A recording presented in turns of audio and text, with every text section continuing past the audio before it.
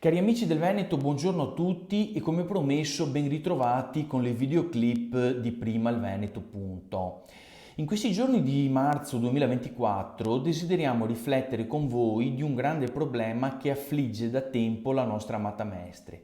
Oggi vi parleremo di microcriminalità, ma tutto questo dopo la nostra sigla.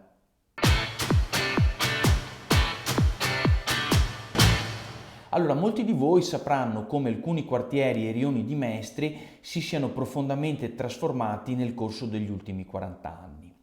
Alcune zone di Mestre erano tranquille ed eleganti, piene di bei negozi e di botteghe dove la gente si incontrava per acquistare prodotti tipici dell'artigianato e dell'enogastronomia locale. La gente quindi si incontrava per strada e nei negozi e lì si contribuiva a creare quel tessuto di sane relazioni che formavano un baluardo contro comportamenti devianti di degrado e di emarginazione sociale. C'è da dire però che all'epoca la composizione della società risultava molto più omogenea, nel senso che gerimo tutti veneziani e mestrini e in qualche modo se capivimo, mentre adesso la situazione è molto diversa.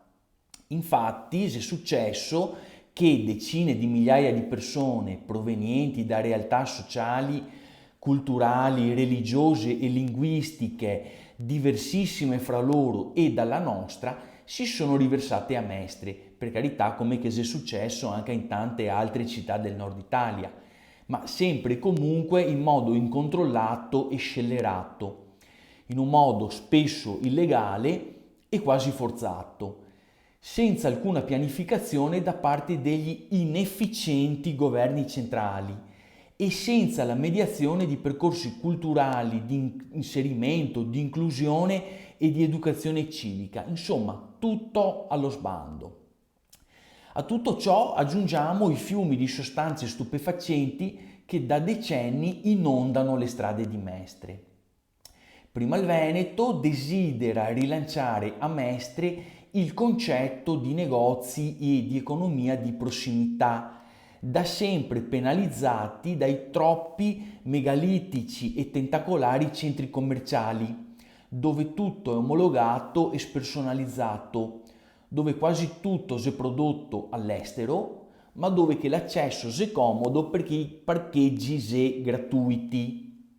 Prima il Veneto propone dunque l'istituzione di parcheggi gratuiti sempre a Mestre e per tutti i cittadini residenti nel comune di Venezia e di renderli comunque gratuiti per tutti dalle ore 18 in poi, proprio per agevolare l'ingresso a Mestre per fare shopping e dunque per rivitalizzare le attività commerciali non solo del centro di Mestre, ma anche delle zone affette dal degrado sociale.